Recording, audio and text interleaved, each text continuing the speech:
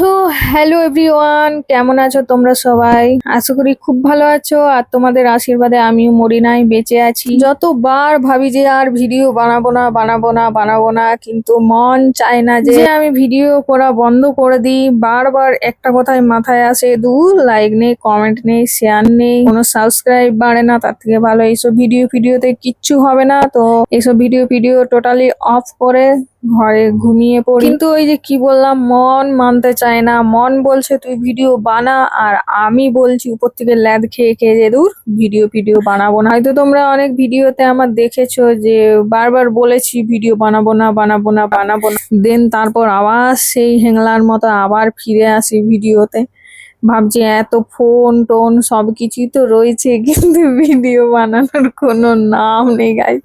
আমার এনার্জিটা কবে আসবে, কবে আমি ভালো করে ভিডিও বানাতে পারবো, তোমাদের সাথে ভালোভাবে ভয়েস ওভার দিতে পারবো, বলতে পারবো, বাইরে কোথাও যে লোকের মুখের দিকে না তাকিয়ে আমি টোটালি ভিডিও করবো লোকের সামনে, লোকগুলো যাতে আমার মুখের দিকে হা করে তাকিয়ে থাকে। সেই কনফিডেন্সটাই আমি আর পাচ্ছি না কিছুতেই। তাই আমি ভেবে নিয়েছি যে ভিডিও করা ছেড়ে দিব।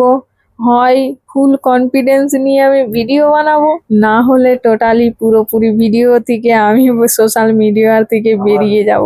আর দেখো, এই যে ভিডিওটা তোমরা দেখতে পাচ্ছ, এটা হচ্ছে আমাদের দুর্গাপুরের চিত্তালয় মেলা। অলরেডি যারা দুর্গাপুরের বাসিন্দা আছে তাদের হয়তো ভিডিওতে অনেক প্রচুর মানুষজন দেখে নিয়েছে। আর সব মানুষ দেখা হওয়ার পর যারা একবারে মানে দেখে আলা হয়ে গেছে, তারপরেই আমি ভিডিও ছাড়ি। বসে ল্যাদ খাচ্ছিলাম, তারপর গ্যালারি ঘাঁটতে দেখি দূর অনেকগুলোই ভিডিও রয়ে গেছে। এখন কখন ছাড়বো, কখন এডিট করব, এই করেই না আমার মাথা আর কাজ করে না, আর ভিডিও ছাড়তেও মন করে। তো যাই হোক, সেই দিনে গিয়েছিলাম আমরা দুর্গাপুরের চিত্তালয় মেলাতে। একদিন তো গিয়েছিলাম, বৃষ্টির জন্য চলে এসেছিলাম। নেক্সট দিন আবার গিয়েছিলাম। তো তখন এই যে অবস্থা দেখতে পাচ্ছ, প্রচুর পরিমাণে ভিড় ছিল। সানডের দিন গিয়েছিলাম, তো এতটা পরিমাণে লোকের ভিড় ছিল যে কি আর বলবো। মেলাতে যে মানে ঘোরার অবস্থার মতোই ছিলামই না। দেন তারপর এখানে এসে এই যে পাও ভাজি খেতে এত আমাদের হ্যারাসমেন্ট হতে হয়েছে। একটা পাউরুটি খেলাম, আমাদেরকে আধ ঘন্টা ধরে দাঁড়িয়ে থাকতে হলো। কি আর বলবো, তাও আবার এই বরটার জন্য। এর নাকি ইচ্ছে যে পাও ভাজি খাবে, কি জানি ওই একটু বাটার দিয়ে সেকে দিচ্ছে, দিয়ে বলছে পাও ভাজি। তারপর চলে এসেছি এই যে ঘুগনি খেতে। যেহেতু মেলাতে গেলে আমার তো ঘুগনি ফেভারিট, ঘুগনি তো আমার চাই। তাই বর বললো চলো তাহলে তোমাকে ঘুগনিটাই খাওয়াই। তারপর এই কাকু কি বলছে দেখো। এরপরে খেয়ে দিয়ে যদি চলে আসি সুবিধা, না বললে তখন তো আমি খুঁজবো কোথায়। ধরো চলছে না,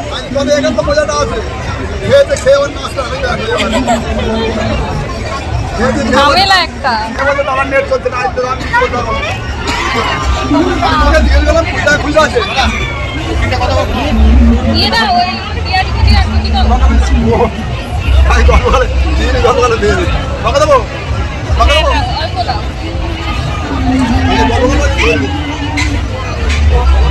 এইবার খেয়ে তো জমা করে দেখো 100 টাকা নোট।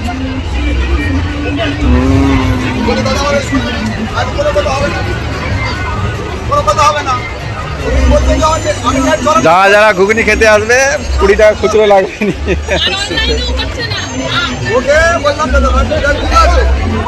হ্যাঁ, এরপর তোমাদেরকে পুরোটা বলি যে ব্যাপারটা কি হয়েছে। ব্যাপারটা হচ্ছে আমরা ক্যাশ 200 টাকা নিয়ে গিয়েছিলাম, আর বাকি তো আমরা জানি যে আমাদের ফোনে পয়সা আছে, আমরা পে করে দেবো।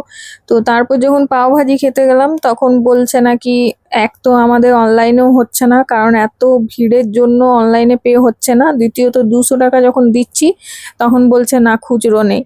এই নিয়ে আমাদের আধা ঘন্টা দাঁড়িয়ে থাকতে হয়েছিল। তারপর ঘুগনি কাকুর কাছে ঘুগনি খেতে গেলাম, তখন উনি প্রথমেই বলছেন যে খুচরা পয়সা আছে তো, না হলে অনলাইনে পে করা যাচ্ছে না। তো আমরা বললাম যে হ্যাঁ আছে। তারপর আমরা ঘুগনিটা খেলাম, যেহেতু ঘুগনি কাকু আগের থেকেই বলে দিল, নাহলে পরে আমাদের সেম আবার ওই আধ ঘন্টার মতো ওখানেই দাঁড়িয়ে থাকতে হতো। নেক্সটে আমরা আবার ওই আধ ঘন্টার চক্করে আমরা অন্যান্য দোকানগুলো ঘুরতে পাইনি ভালোভাবে।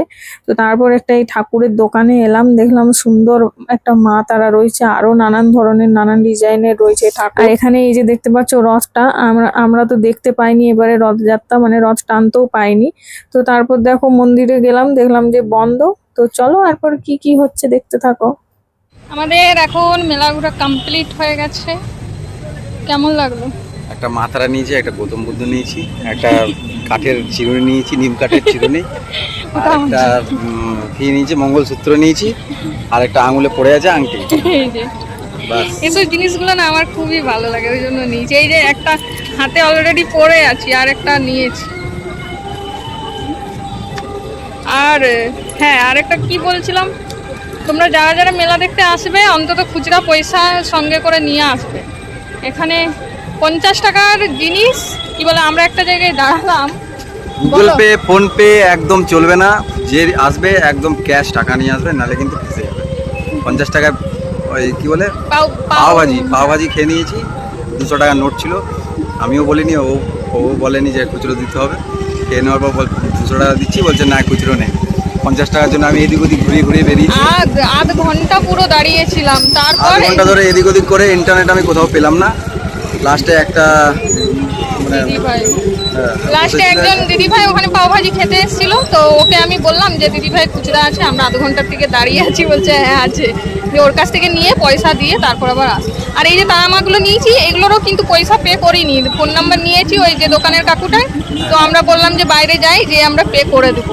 তো বলছে পে করিয়ে দিবে। আমি বলি হ্যাঁ ঠিক আছে, তোমার ফোন করতে বলেছে। পে করে ফোন করতে বলেছে। তো আমরা এখন পে করবো। এই যে ফোন বার করেছে, এই যে ফোন বার করেছি, এই যে গুগল পেটা ওপেন করলাম। এখন আমরা পে করব, কারণ মানুষকে ঠকিয়ে না নিজেও কোনোদিন সুখী হতে পারবে না। তাই আমরা আগে পে করব, তারপর আমরা এখান থেকে বাড়ি যাওয়ার ভিতরে তো নেটই চলছে চলো না। আগে পেটা করে দিই, চলো, হ্যাঁ। ফোনটা ইয়েটা বন্ধ করে। 134 টাকা এখন ফোন করে বলে দিল আর কি। বলে দিয়েছি ফোন করে, বলছে নেটওয়ার্ক নেই, এখন তো আমি চেক করতে পারবো না, বাইরে বেরিয়ে পরে চেক করে নেবো। চলো, আমার দেওয়া হয়ে গেছে, ফোন নাম্বারও আছে, দরকার হলে আমাকে ফোনও করে নেবে, না যদি যাই কোনো কারণে। তো চলো, আমাদের 10:46 মানে 11টা বাজে, 7:30টার সময় এসছি। ওই চিমনিকে দেখাবো 10টা উল্টো হয়ে গেল। 10টা 46। পৌনে 10টা, পৌনে 11টা। তো চলো, আজকের মতো ভিডিও এখান পর্যন্ত। কেমন লাগলো অবশ্যই জানিও। আর সঙ্গে তোমরা খুচরো পয়সা নিয়ে আসবে, নাহলে না কিছু খেতে পারবে না কিছু কিনতে পারবে। চলো আজকের মতো টাটা, বাই বাই, দেখা হচ্ছে নেক্সট ভিডিওতে।